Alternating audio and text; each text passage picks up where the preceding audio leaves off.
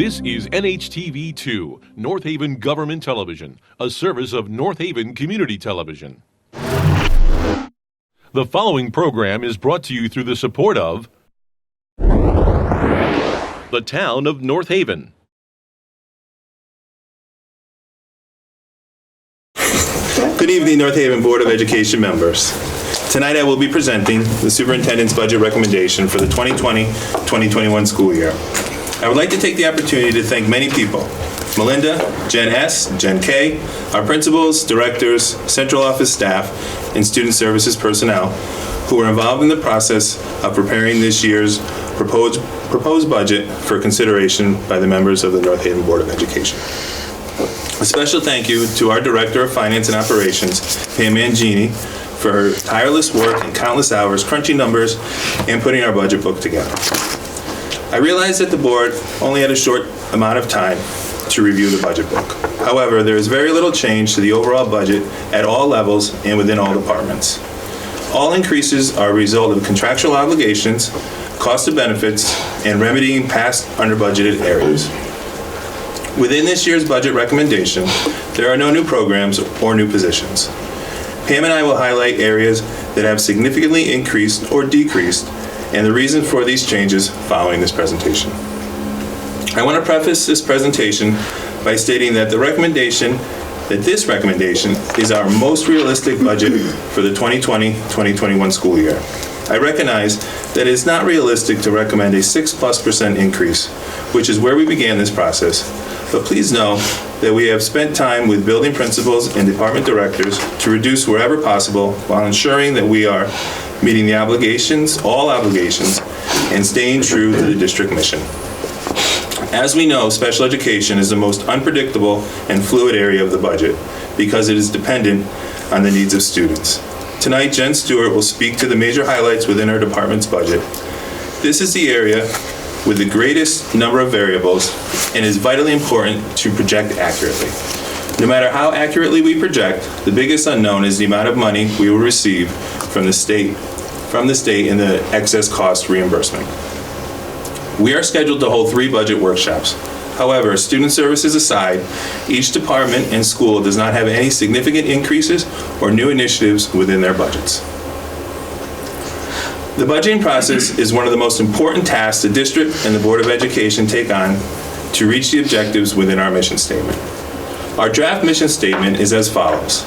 It is the mission of the North Haven Public Schools, in collaboration with students, parents, and community, to develop responsible, educated, and productive global citizens who can thrive in an ever-changing digital world.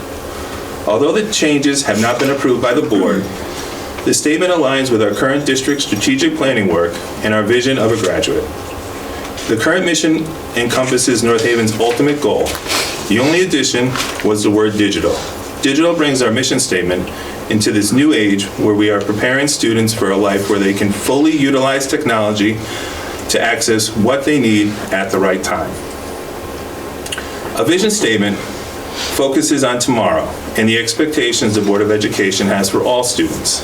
As a result of their experiences in the North Haven Public Schools, every student will acquire the skills necessary to meet the demands of the 21st century and leave the district college and career ready.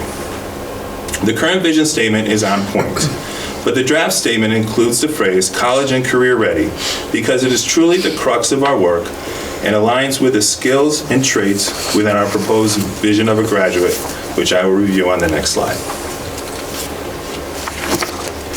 North Haven's draft vision of a graduate reflects what our community wants and expects from our graduates when they leave our school district. Feedback was elicited from all stakeholder groups to create this vision, and the work will be shared with the board upon its completion later this year. I do believe it is important to share this as part of the budget recommendation because it provides direction and frames how the district will utilize the allocated funds. In pursuing this mission and vision, we believe we must provide opportunities for all students to independently, collaboratively, and creatively solve rigorous everyday problems. Honor and value, empathy and compassion for all individuals throughout our diverse community. Support all students in making strong and positive contributions to their community. provide all students with a safe learning environment to explore their strengths and vulnerabilities, to develop self-worth, and support each other in times of challenge. As we focus on the budgeting process, my responsibility is to collaborate with district leaders to design a fiscally responsible budget that ensures equitable and developmentally appropriate educational experiences between schools, safe and clean learning environments, fulfillment of statutory obligations, and continue to advance the Board of Education goals. As part of that responsibility, we are incredibly sensitive to both the broad educational needs of our students and the resources we are expending to address those needs. In creating this budget recommendation, we were committed to maintaining these priorities.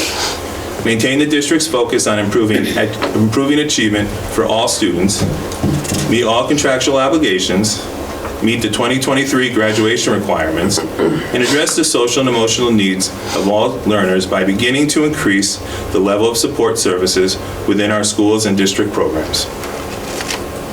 The proposed budget recommendation provides the following: resources to educate 3,138 students, mental health, nutrition, and medical care to allow students to access instruction, specialized services required for all students to meet their potential, diverse opportunities for students to engage in activities outside their curricular pursuits, and transportation to and from school. There are many internal and external factors that drive the budget each year. Internally, student enrollment, contractual increases, special education, and medical benefits all play a part. Student enrollment has been rather steady for the past 3 or 4 years. The district's contracts were set for this fiscal year. However, the district's transportation contract is ending this year, as well as our clerical and paraprofessional union contract. Each will be negotiated prior to year's end. We have also reviewed many vendor contracts, especially around student services, to find potential savings. I will review additional savings later in this presentation. Externally, the state of the state and federal education revenue, and state and federal mandates always come into play. Overall, the state has been rather quiet in regards to mandates, but the big question every year is the district special education excess cost reimbursement, which plays a huge role in the budgeting process. This slide reflects North Haven's per pupil expenditure in relation to our district reference group. North Haven currently ranks 11th in DIRG D. The district is consistently in the middle of the pack within our DIRG. As you'll see in the next slide, North Haven sees a great return for their investment. North Haven provides their students a strong education at an excellent value. The district has talented teachers and other professionals that dedicate their lives to this work. We wisely utilize resources to get the most out of our funds, and this dedication and savviness is reflected in our accomplishments. The average per pupil expenditure for DIRG D is $17,146. North Haven spends $162 less per student per year than this average. Our budget would cost the town $506,898 more per year if we spent the average DIRG D per pupil expenditure. We're currently ranked 29th best school district in Connecticut. Only 3 DIRG D school districts are recognized in the top 30. The other 2 districts are Old Saybrook, who ranks #1 in per pupil expenditure, and East Lyme, who is in the middle of the pack, like we are. North Haven High School was recently named to College Board's 10th annual Advanced Placement District Honor Roll. Additionally, we've been able to provide cutting-edge instructional practices and a wide range of course offerings at the secondary level. For the past 5 years, Teachers College Reading and Writing Program has provided professional development for teachers at all 4 elementary schools. The secondary level offers a wide range of elective offerings, such as culinary, computer-assisted design, automotive, and the application of technology across many medias. There is also dual enrollment programs there with Gateway Community College, where students can leave high school with college credit. I hope these beginning slides have provided the board with a summary of the state of the district, as well as highlighted our accomplishments.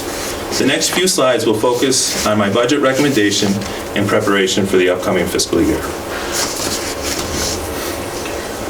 The 2019-2020 approved budget is $54,590,313. My proposed budget recommendation for the 2020-2021 school year is $57,524,245. The requested increase to the 2020-2021 school year is $2,933,932. This reflects a 5.4% increase. I recognize that this increase is higher than in past years. However, as you will see in the upcoming slides, the increase will meet our contractual obligations, healthcare benefits, and tuition increases for special education. There are no new programs or positions included within this increase. We have worked hard on the front end to present a reasonable and respectful budget. The budget increase has been significantly reduced prior to this presentation by eliminating positions, utilizing instructional supplies more efficiently, and reducing facilities and IT budget lines. This slide reflects the major drivers to the budget. These areas total a 6.2% increase, which is significantly higher than the recommended increase of 5.4%. For reference, 87.7% of our total budget recommendation is committed to salaries, benefits, transportation, and tuition. As we look at contractual wage increases, they have a 2.5% step up, which is an additional $1,378,738. As it stands, North Haven's average teacher salary is $68,853. This is below the DIRG-D average of $70,924. Our initial projections for the renewal of healthcare benefits was 6%.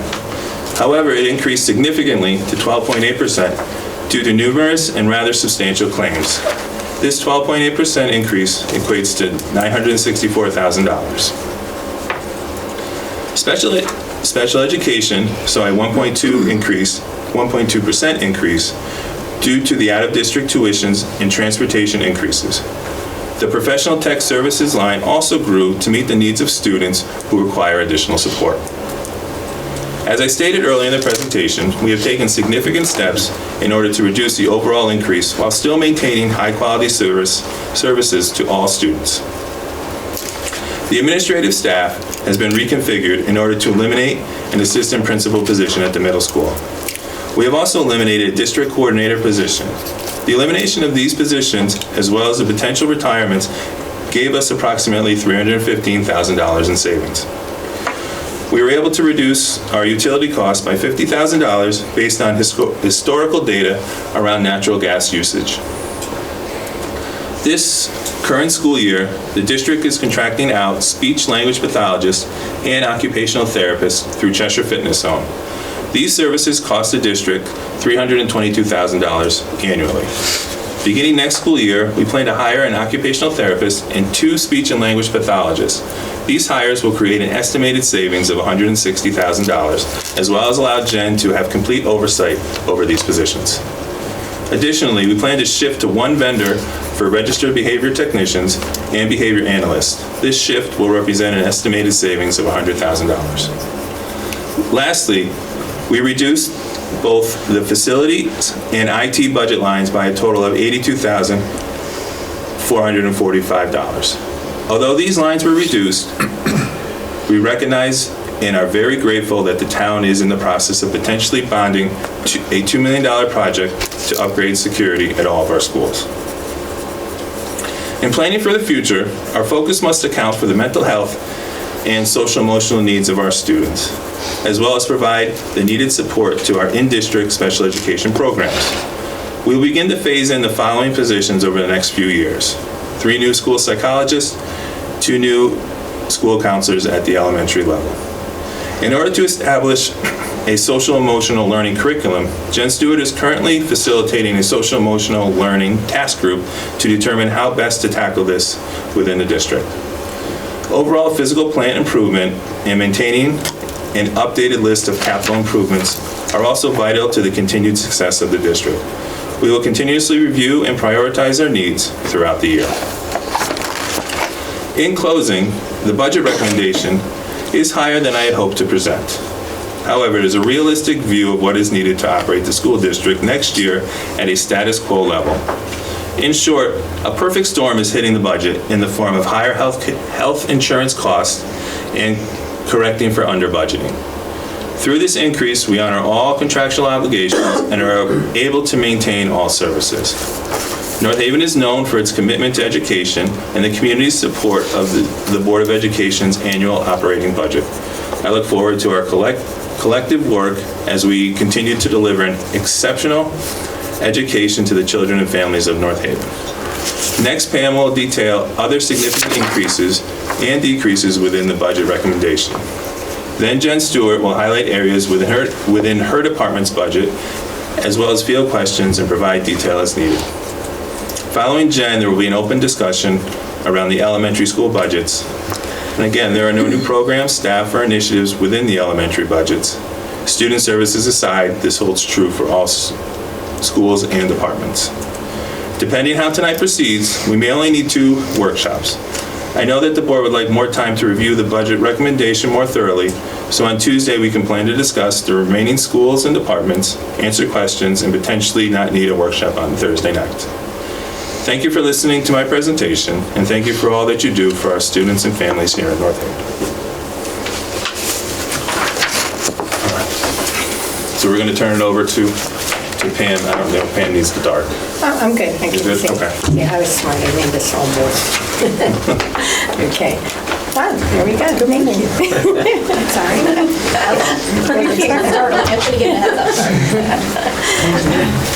Great. As Mr. Sturck mentioned, the major drivers of this budget include salaries, benefits, special education, electricity, transportation.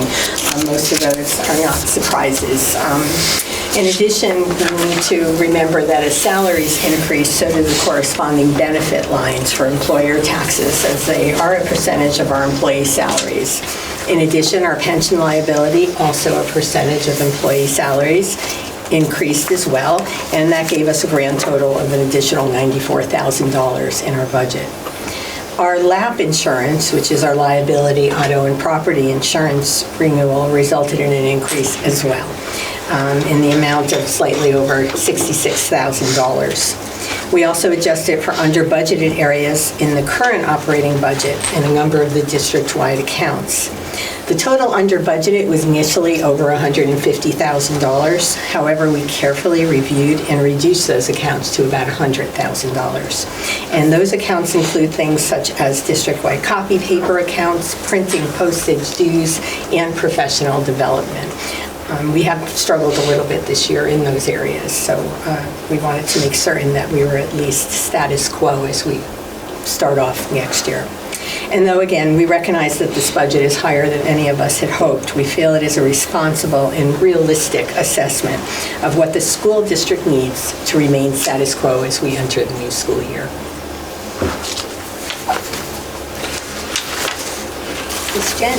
So Jen is going to open up, kind of highlight her department and talk a little bit about her department's budget as well. The Student Service Department encompasses multiple services that are provided to all students in North Haven.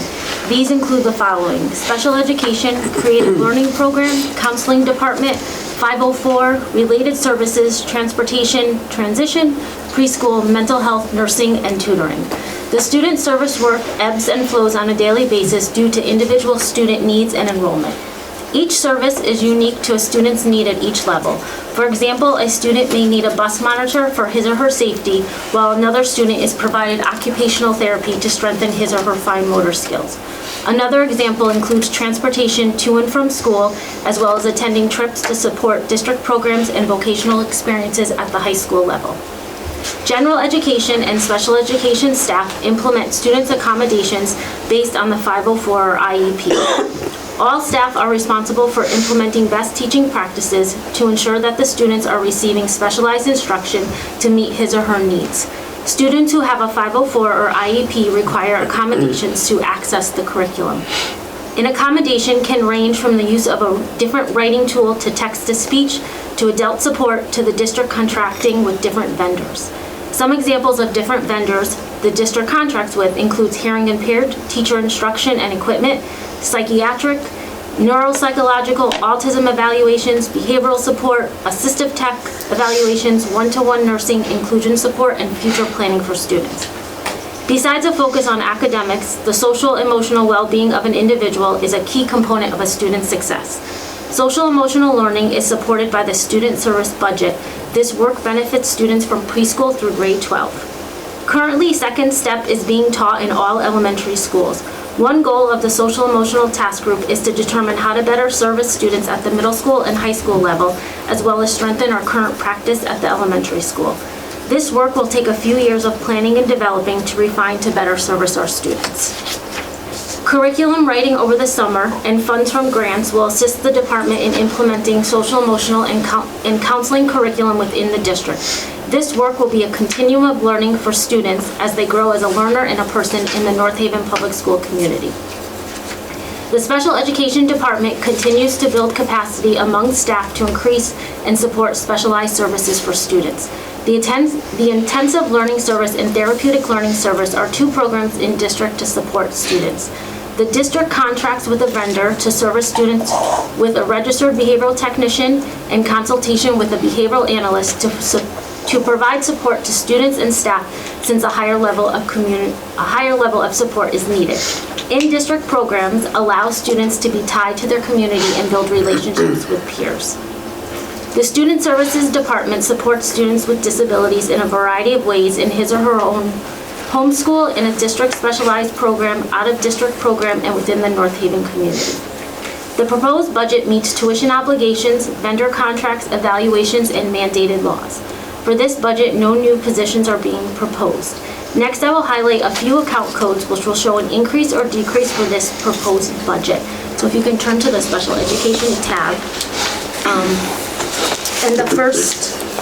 Student services, sorry.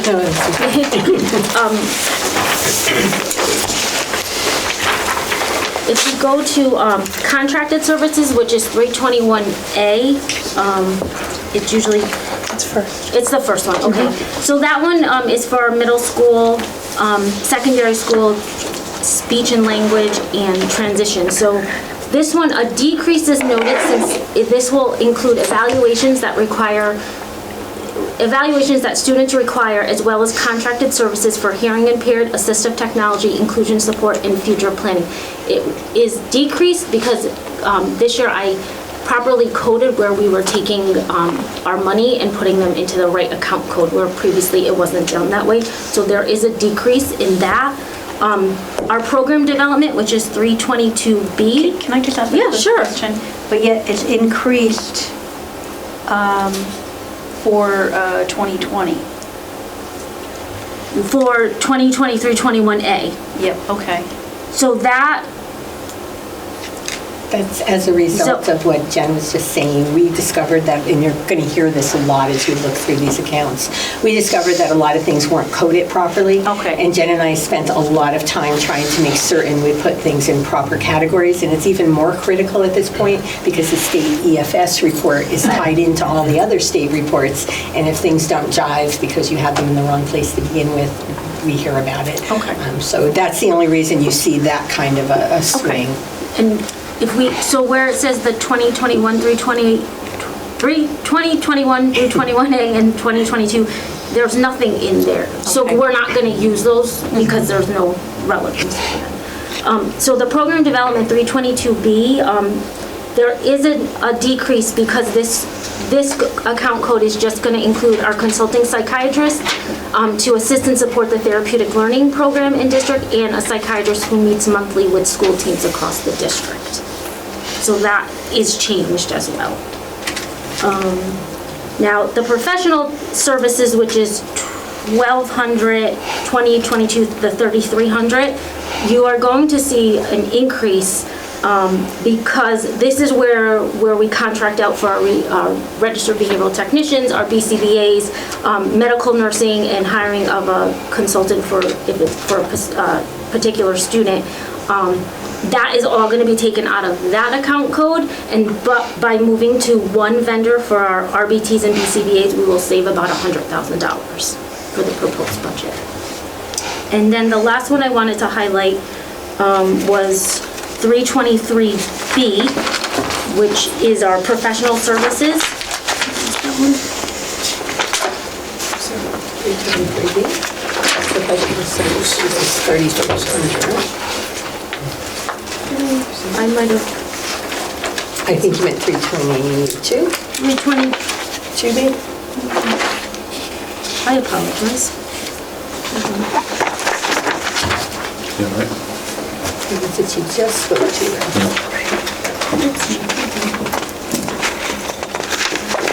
You misspoke earlier. You were saying B and you meant A, I think. I apologize on that one. Sorry.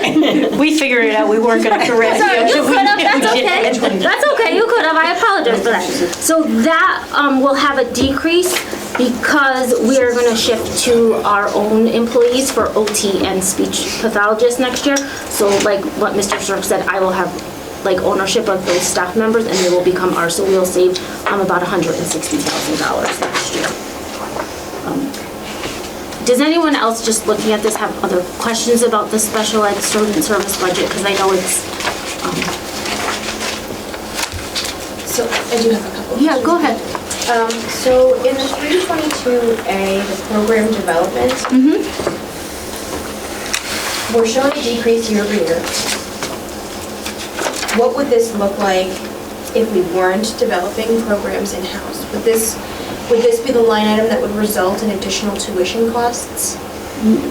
No, so program development is when we bring outside, vendors in, like contractors to help support our kids who are in district. If we're gonna, our tuition line is a different line. But if we weren't bringing folks in, would we have to send these children out? Yes, we would need to. So And what's the, I know that it varies widely depending on the needs of the student, but is there typically a net savings of keeping our kids in district? I think that there's a great social savings of keeping them in district for them personally, but is there a financial savings? There is, so on an average, if a student goes out of district, it can range between 70 to 100,000 for tuition and transportation combined. So if one student is outplaced, I say it's about a $75,000 tuition, and then we have to add transportation on top of that. So when we're developing these programs and when we're having contractors come in, we're saving significant money by having this in-house. Is there the potential for additional savings by hiring additional staff, like we did with the occupation, or like we're planning on doing with the occupational therapists? Meaning like registered behavioral technicians or BCBAs. So we actually try to figure out if we hired our own RBTs, and it would actually be more because we have to pay medical benefits for them. Gotcha. But in time, to hire our own BCBA would be in a couple of years, yes, it would be. And BCBA stands for? Behavior analyst. Okay, So it would like save. Board certified Tough. behavior. gotcha. Thank you. And then I know that you said that there are a lot of shifting within the line items. So if I am looking at 3,300, when we look from 2019 to 2020 and from 2020 to the proposed 2021 budget, we're seeing significant moves. Can you point to where that money is being saved in other line items? Is it within this budget or is it within other sections of the budget? So like we said, the Cheshire Fitness, we paid $322,000 last year, and we're more than that this budget. So by decreasing them, we save money in that professional tech OT. It's a different line item. It's professional tech OT PT. We didn't keep it in there. So it's not showing Oh, it's a in salary. here. Yeah, we didn't keep it in here because to me, it's a contracted service. So I am not gonna have, that line will be very small going forward because we're only gonna have to use them for a PT. Not this line, but the OT line in the salary. And also for clarification, the way the special ed budget is by different programs, there's more than one report here. So you have the first 2 pages and then, I don't know if you've had enough time to look at it, but there's another segment and you will see some reductions in that one as well. Overall, Jen and I did a lot on a spreadsheet, and when we looked at the total with the movement of contracted services to salaries and the vendor savings, we netted a savings of over $600,000 in the That's special ed in fantastic. total. Like, that's And what's good. unfortunately, it I'm just doesn't. trying to trace it a little bit, like where specifically is it coming from? Right, and I apologize. Hold on, I'm Okay, go ahead. Hold on one second. This is my. Okay, so if we go to, this is what it will be. And it's, I don't think it's on this, so it's not on this one, but it's 2210, 2019, 323B is professional services OTPT. That will go down to 55,000 for this requested budget, because it's just gonna be, PT, which is about 25,000, and I might have to use that Cheshire Fitness for ESY if I can't get my own OT and speech to work that are staff or someone from another district. So that's where we shifted on that one. Let me see something. I know we part of student services is nursing, and nursing is a component. So you might see there is a decrease in 21, 30, 31, 16, 3300. That is that's nursing, and that's where we do our sub-nurses, but we also do our medical advisors that we have in district, and then we also have like a medical consultant from a hospital that needs to come in on some cases.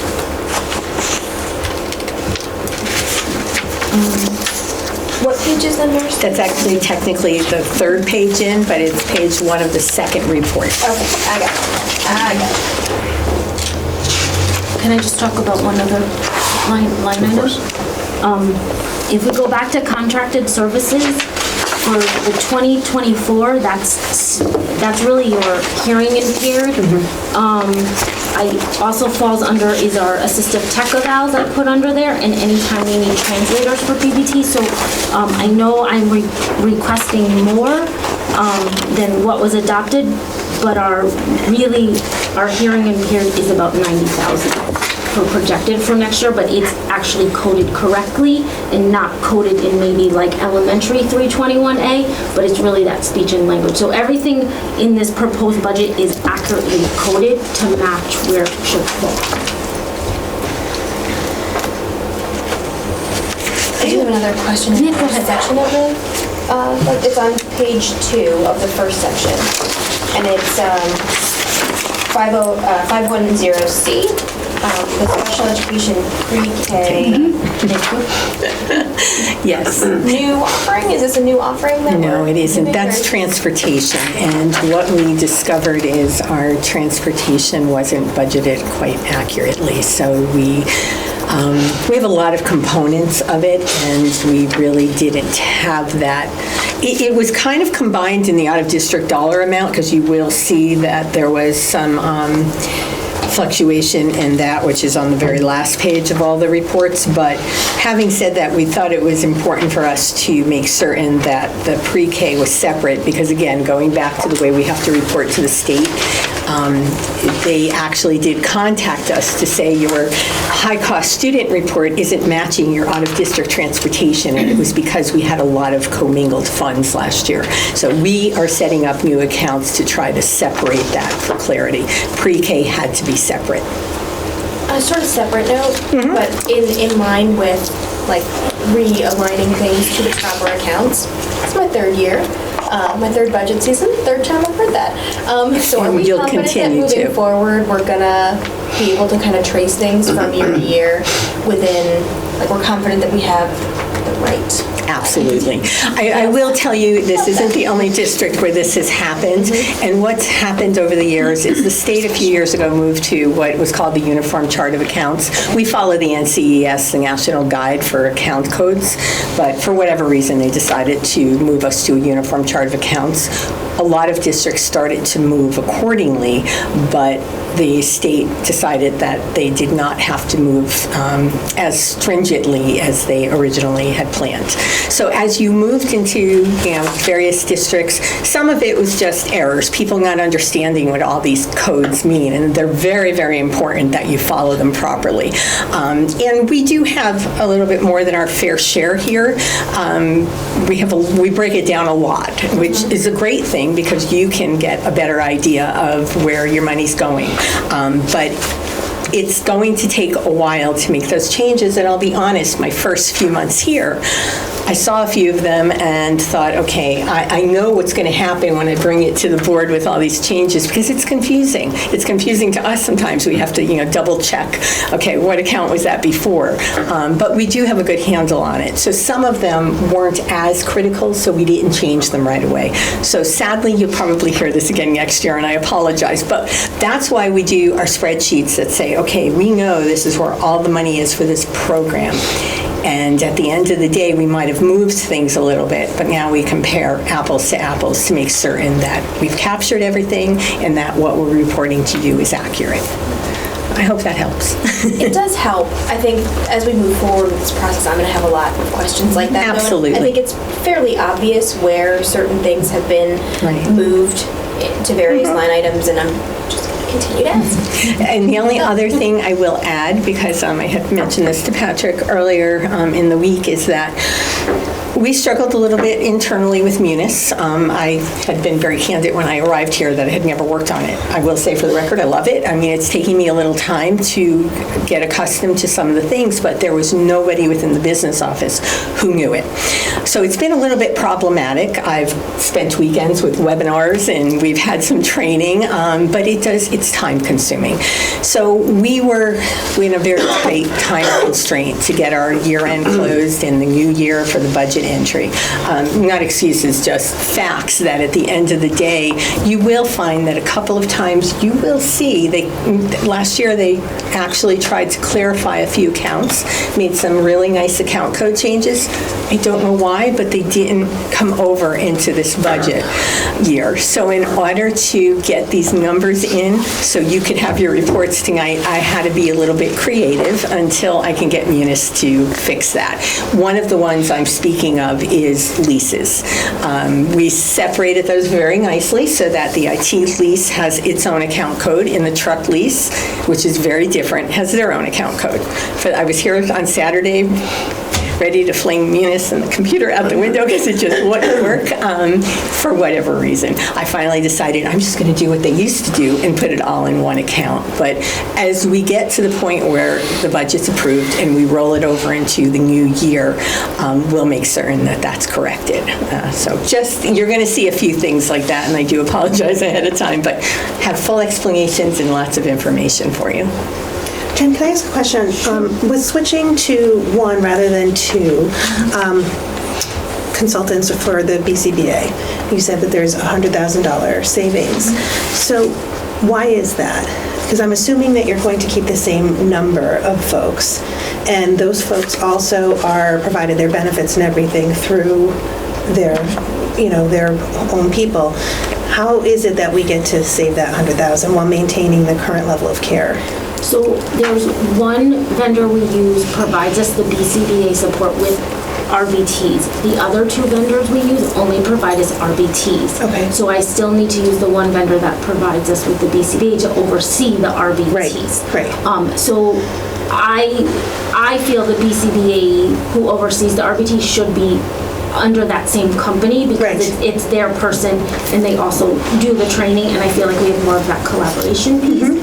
The other piece is, as far as pricing goes, with one vendor, if we have more students, we do get sometimes a break in pricing, but I still say it goes back to that collaboration. Like the one vendor I have the BCBA with, we meet every other month to really check in to make sure what the students need, what the programs need, and also the BCBAs, like, if I'm in the schools, we touch base. Yep. So I feel like I have more of that interaction, and the staff does as well.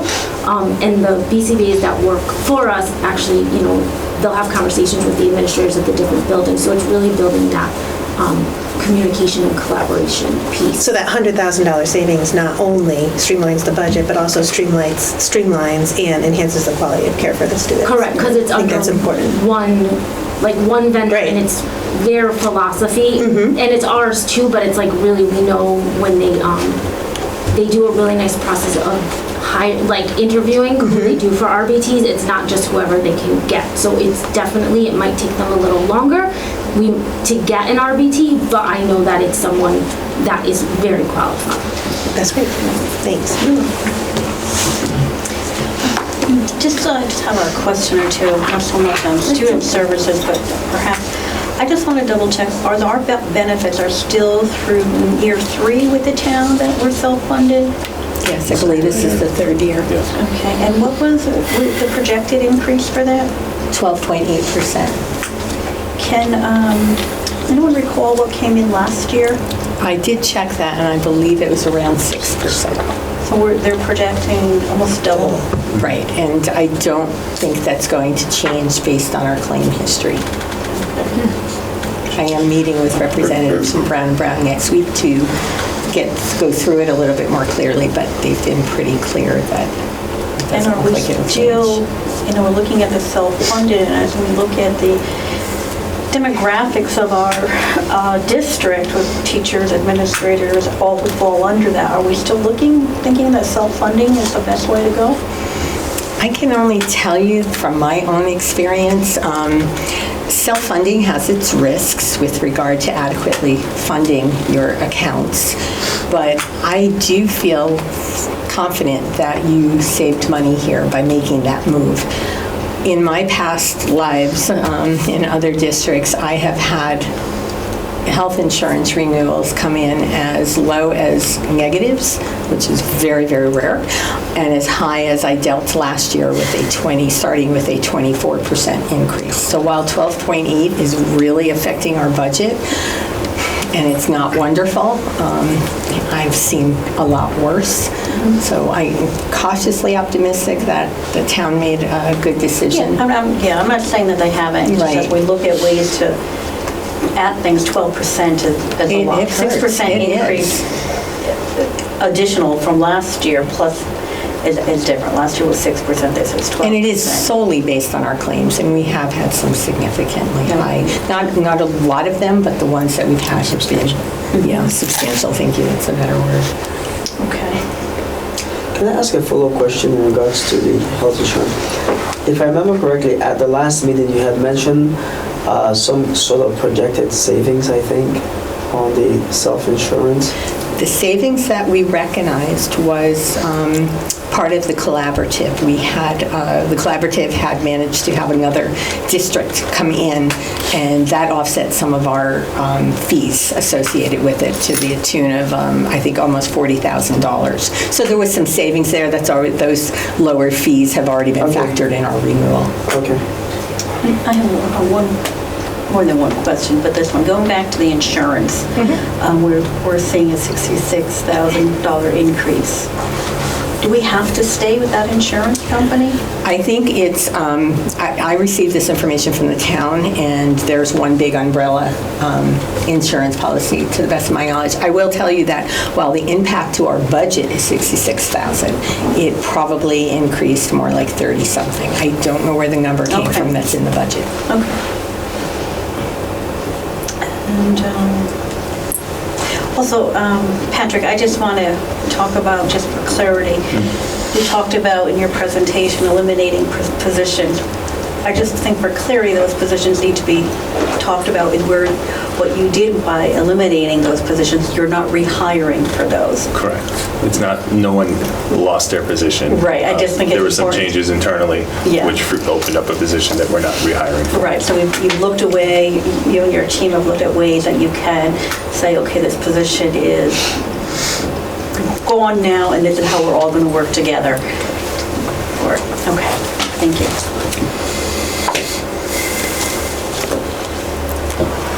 Can I ask a question in regards to what Anita just said? So moving forward, as positions become vacant, is is there a strategy to say, okay, anytime a position becomes vacant, we'll take a second look or hard look to see if we actually need this, especially on the administrative side?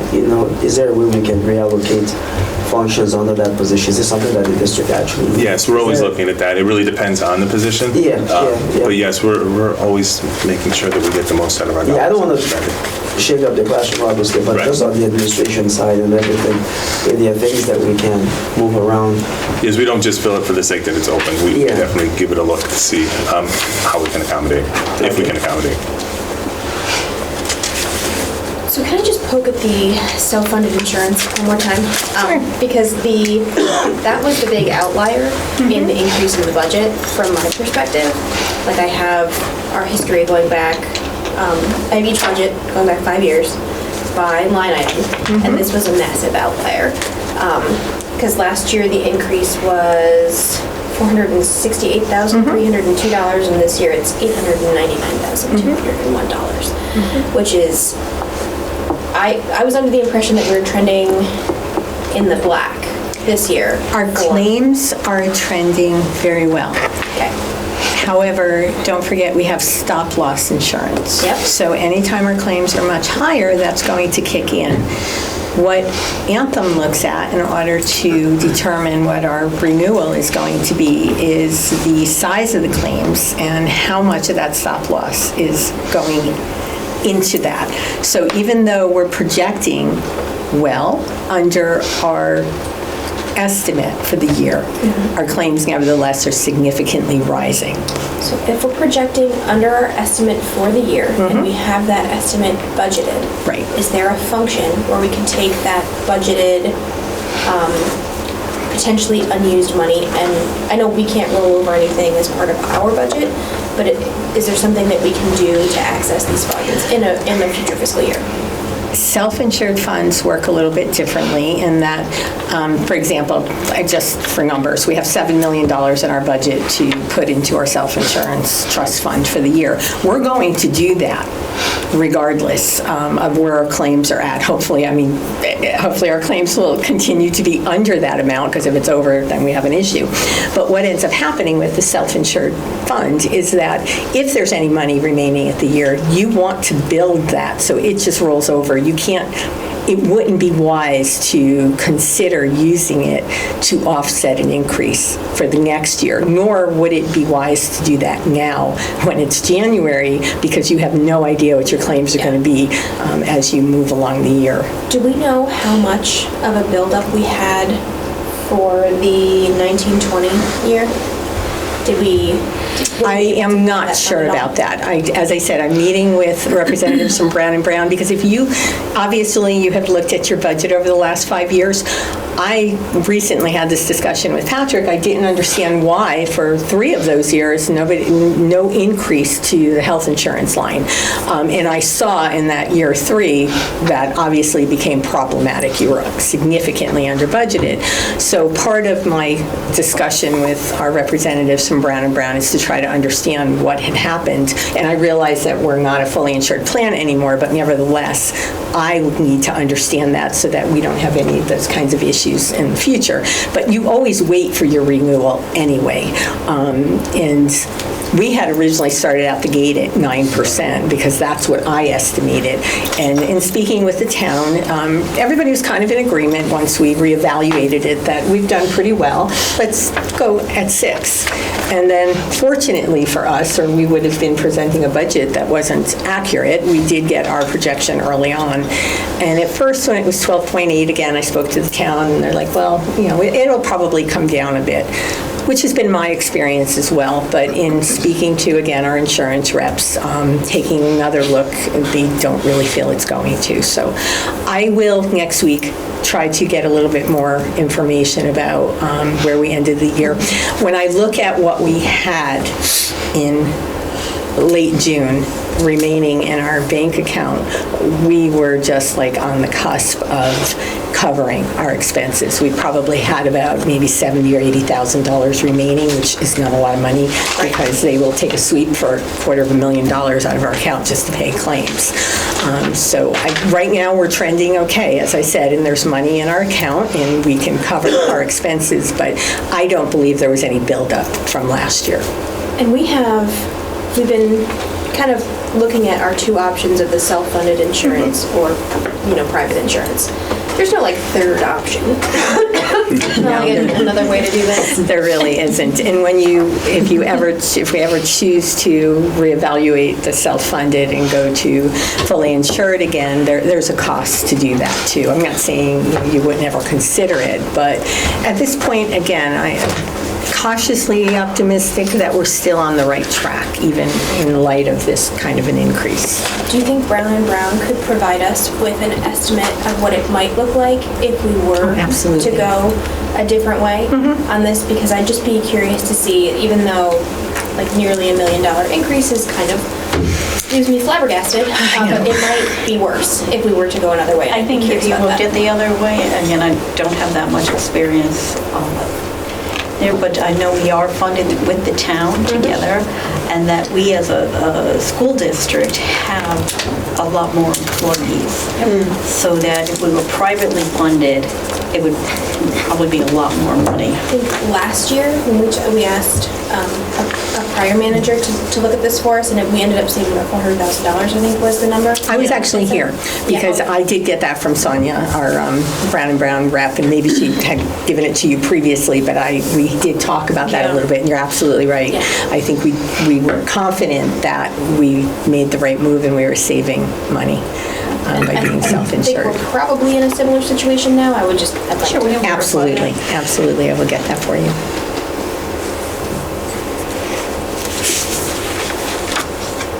Any further questions around student services? We can. Good job, Jen, by the way. You did a really thorough job. Thank you both, Pam and Jen. You too, Patrick. We can move on to the elementary budgets, if we have any questions around there. Like I said, there won't necessarily be a formal presentation. Budgets are relatively status quo. There are no new initiatives, no new staffing required. The registration just opened for kindergarten, so we're always looking at those numbers to see if we need to open a classroom. That won't. Nice job of Clintonville PTA. I'm on their friend page of them and the other schools really putting out about the registration is all being done online now. Advertising it like The advertising, yeah. I posted it on my page. That's a big thing for me. So. In your presentation, you mentioned one of the components was what you call underfunded areas. I wondered if you could tell us a little bit about it. Sure. So underfunding kind of takes on a twofolded. One part of it is historically our budget increases lived just to barely meet our salaries and our salary increases. So in doing that, we'd have to go a different direction in order to make sure that we adequately funded our tuitions and whatnot. So we're always begging Peter to pay Paul to make that work. And as Pam had mentioned earlier, and actually throughout a few different financial committee meetings, the current budget is underfunded in our central office areas and our copy and paper. So to make up those differences, those are the underfunded areas.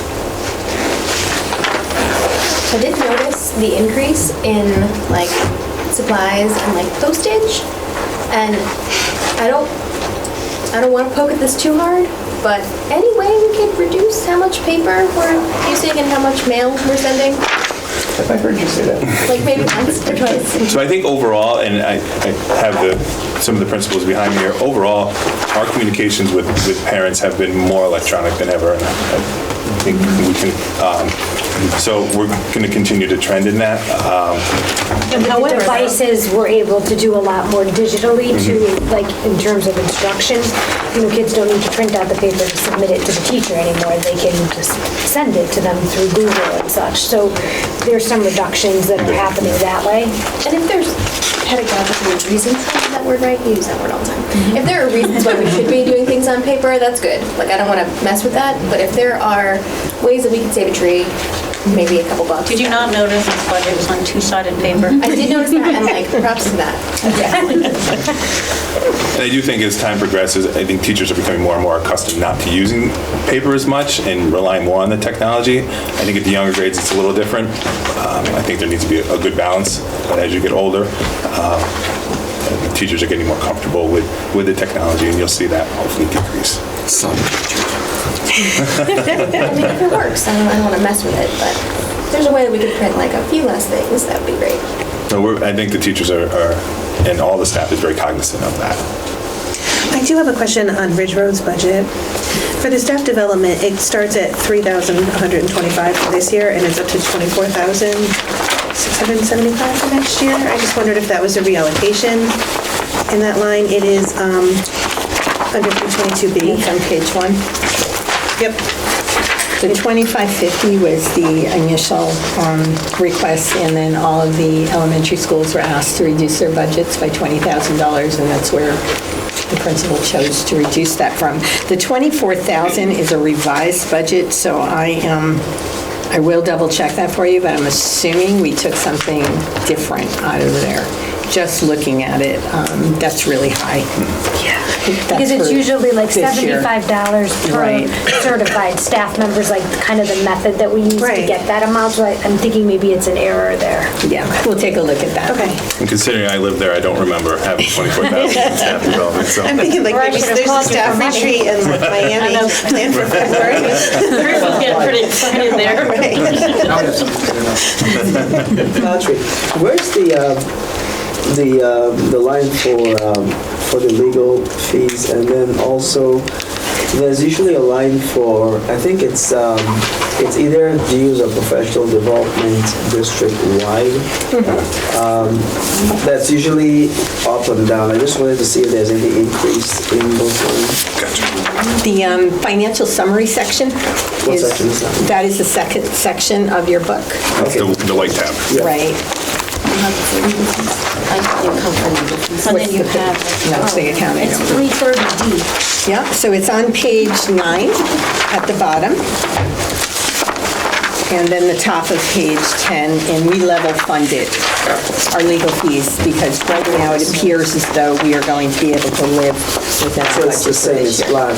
Yes. What about the professional? Professional development I think it was is, professional development or dues, that's what it was called Dues? in the past, something like that, You for mean like professional for development. Cade or association? Yeah, something like that. Yeah. that's the very last page here. Okay. Second to the last, it's the 8100 fund account code, and I will tell you that that was one of the accounts that was not budgeted last year, so we had to move some monies to make certain that we were paying the basic dues and membership fees that we as a district are part of. So we feel we properly funded it this year at $16,000. So it's on page 22, like halfway down, and you will see a $16,000. And it's just for Cade or related? No, everything, yeah. Okay, because I remember prior We're not budgets. even members of Cade.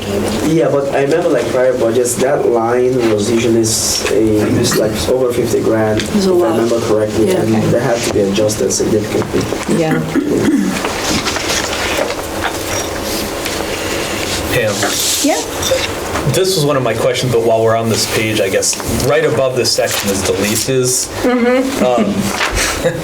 Is that part of the reallocation or recoding that you were talking about, or is that? That's where last year in fiscal year 20, very nicely set up the two separate, one for the 2560 accounts that you see there, and that's very appropriate. The 14-16 was for IT, and the one below it was for truck leases. The 22.8 for the truck leases is about the same. So out of the 649,000, there's about 626,000 for IT leases for next year. Okay. And I can get you a better clarification on that if you need it. I apologize that I had to do it that way. Thank you. Okay. So IT, there's nothing new. No, New spending.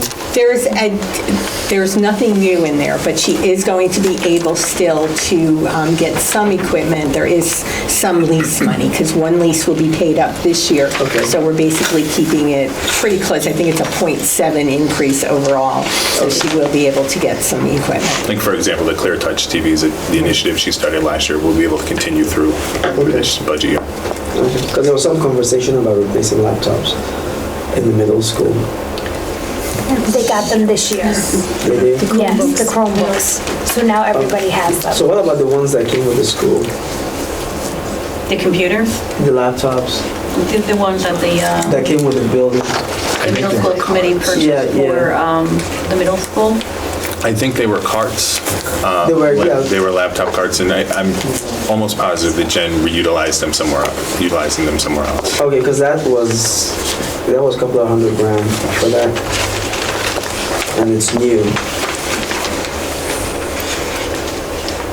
I can follow up. I mean, it's already been bought, but those were like new. Because I remember we debated that issue, either to do Chromebooks or something else. You know, we talked about it extensively, and I don't know if Jen was here at that time, but whoever was here, I can't remember his name. Chris. Yes, he had recommended what we went with rather than Chromebooks and putting it on on cards. And that was well over $100,000 for all that. We had talked previously about the ACES Collaborative for transportation to magnet schools.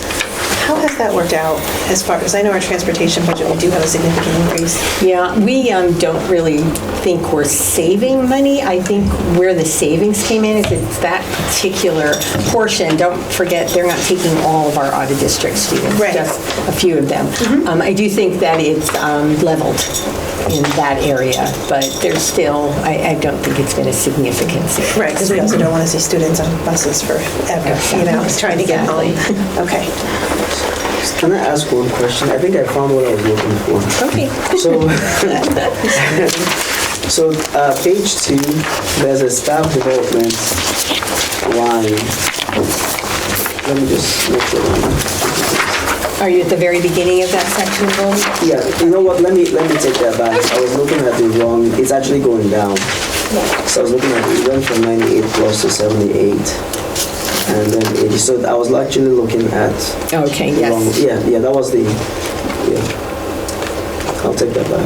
Okay. I guess my question is going to be to all our wonderful administrators out there, looking at a bare bones budget coming from the schools. And I know you all looked at this very, very closely, and the number one priority for all of you was that education and services to our students and our teachers, professional development, et cetera, is not compromised at all. So I thank you all for doing that. But perhaps, there's there's something that you think should have been on your budget that wasn't on your budget. I mean, we're at 5.4, and there's something that's on there that you could come off the budget? Or is there anything that would be needed on the budget? I think I'm looking at the middle school right now, too, because you are down an administrator a little bit. You're not a little bit. You are down an administrator. And then I look at some of the things that we're doing at the other schools, too. Just kind of like having a conversation here. I know you've had them with Patrick and Melinda, as well as Jen was talking about what's needed for student services. Just want to see if I'm sure you're all quite comfortable with where we are right now. Okay. And if not, you'll let Patrick know. They do. And the other thing that I like to find out, and Patrick and I talked about, we might have even talked about it at our last at our last board meeting, is again, not so much the middle school and high school, but on the elementary levels, there is so much fundraising being done by PTAs. Could we somehow, I don't know if you had an opportunity to find out what they are buying with that money? Are they buying things for the school? Are they buying curtains? Are they buying TVs for the library? I can't think what else it may be. I think as a board, we'd like to get a handle on what is being purchased by the PTAs for the school district. I can speak to Mona Lisa. 2 years ago, the PTA raised money for a new kindergarten playground. So that money, along with a donation from Quinnipiac, went to purchase that, and the North Haven Education Foundation as well. And then this past year, we raised money for a clear touch display television. So as you enter the building, you'll see a new television that's displayed with all upcoming news and events that are happening within the building. And then classroom t-shirts for all the students when they go on their field trips to make sure that everyone's labeled appropriately and making sure that we're all, the same grade levels, wearing the same colors. Yeah, what if you get a chance to jot it down and perhaps give it to Joyce or to just let us have an idea of what it is. And then for the middle school and high school, where if there's any of that same type of fundraising, I know a lot goes down for individual departments do their own fundraising, that you can let us know that. I think that just gives us a good handle, and I know with the Education Foundation, one of the other things that we're doing, Patrick is going to be putting together for us an idea of what the grants are that they're giving to each school and what those grants are. Whether it's new equipment, whether it's professional development. We as a board just really want to know that so we have an idea of true, because that's really true money that's being spent for education outside of what our budget is that we can help. And the Education Foundation is putting together a new website where they'll actually have documented the grants that they have given to the schools, so we'll have some idea from that as well. So. Okay, and I say that to the principal level because I know that all grants have to be signed off before they're submitted, have to be signed off by principals, correct? So I have a couple questions about specific schools. That's right. So for Clintonville, there is a 15% year-over-year decrease in the budget ask, and then a subsequent approximately $20,000 in cuts from the original ask to you. So I just want to make sure that we're okay. That we're good. I know that to Anita's point, I know that the PTA is going to start working on fundraising for a playground, which is going to be phenomenal. I think that'll be a great addition. But while I appreciate as a taxpayer the cuts that were made here, we're okay, right? Yes, we are. Okay. I think that one of the things in the process is really going through and really itemizing, not just giving you the number, but what does that number mean? Like really digging deeper in what does that dollar, equate to. So, yeah, we're very comfortable with this. And as far as the PTA Clintonville, extremely generous. Everything goes right back to the students, teachers, and they're doing the work now to maintain our playground because it's 10 years old. So, would playground maintenance or upgrades, if it were to fall on the Board of Ed budget, which doesn't in this case, just to be very clear, does not, would that fall under the maintenance budget, or would that fall under the Clintonville budget, or the Mondelez or Green Acres or Ridge Road? It would fall under the maintenance budget. Yeah, we've had that discussion recently. Okay.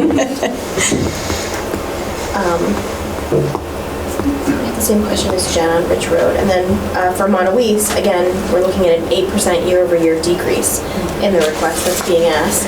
Again, some significant cuts from the original ask. Same thing. You okay? Same thing. We're going to have library books still? We still have library books, yes, we're comfortable. We initially start off the process, teachers sort of create some wish list items that they may want to enhance their budget, and when looking back at it, some things are really just not necessary in certain stages.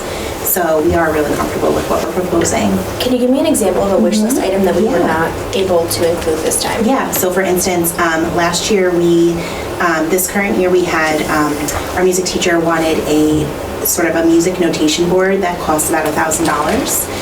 But I worked with Jen Kosniewski, and he was able to get a ClearTouch TV as a replacement of it, which is even better than what he was asking for. Jen's the best. So, yeah, so she really is. So things, it helps us to work all together to come up with better strategies and options. But yes, I'm very comfortable with Molly's budget. It's great. And the most significant one was a 25% reduction at Ridge Road. We had $25,000 in staff development, so we had to get rid of that. You guys are perfect, right? Everybody's for all parties. But again, was that a similar situation where we're looking at wish list items that had to go, or is there going to be significant pain that is felt by teachers or students this year? No, I'm going to echo what Loretta and Katie said. We're very comfortable. There was a wish list item of musical risers that we do borrow from Clintonville, but that was, a big wish list item, and we have no problem sharing them. I believe it was close, a little over 4,000. 4,000? But it wasn't a necessity because we do share them with Clintonville. So. I've seen those. I saw. Don't we have a woodworking class now? That would be great for the kids. And since Pam's arrival, we've been really adamant about asking the schools to check on supplies and really look in their inventory and be more strategic in how they're looking at supplies. We're not buying everything when the school year opens. We're trying to be more strategic, so when we get to the end of the year, we're not overbuying. We're kind of just staying within our means, and maybe by the time January comes, teachers realize that they don't need a certain item and they won't order it. So it's just to be more methodical with that. And we are still, just to be very clear, we are still providing supplies for students with this budget, right? Yep. That's a question I get all the time. That has not changed. I think that's wonderful, personal opinion. And I don't want to forget about Green Acres too. Green Acres also $12,000 in cuts from the original requested budget. Similar story to everybody else, or? Yeah, very similar. Again, I think Patrick was just getting into the instructional supplies. The new approach there really helped us cut. That's where I went to first when I was looking to my cuts and getting those down. And we had a few items also in music, wish list items for a new piano, and we've sort of been now searching for that in other ways. And Mr. Hutton got me some leads today, so we're going to look to address that in another way. But, do you know how much the piano would have cost? I think it was almost between $4,000 and $5,000, and that's for an upright. Yeah. You can sometimes people want to get rid of it. They do. Well, that's what I figured. Yeah. Mr. Hutton will go out and check it and see if it's a good fit for us. I mean, I'm trying to get the word out. I mean, the sounds that Mrs. Blair gets from the piano we have are truly miraculous. It's a tribute to her. Great.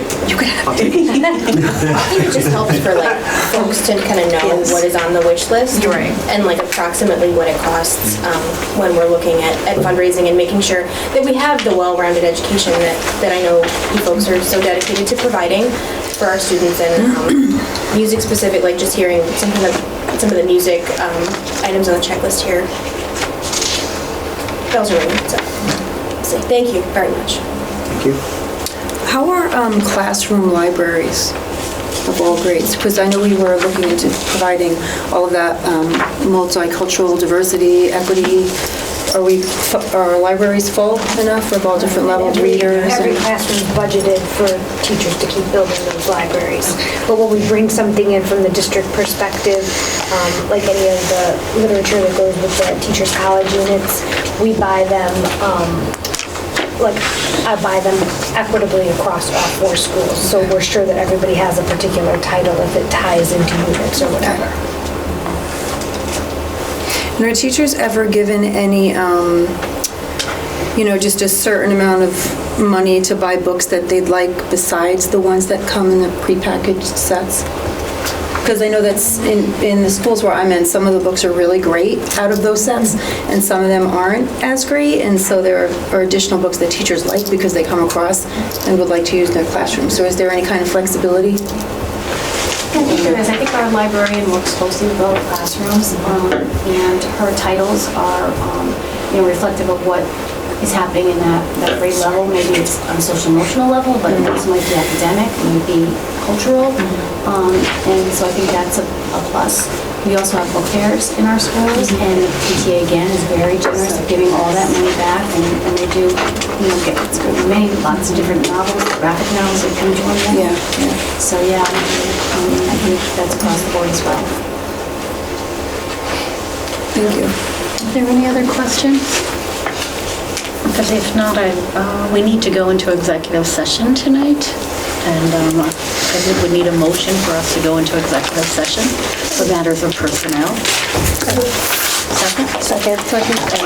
And may I also, that's all in favor? Aye. And then I'd just like to have a motion to invite Patrick Stirk into our executive session tonight. So moved. Second, all in favor? Aye. The preceding program is brought to you in part through a grant from the town of North Haven.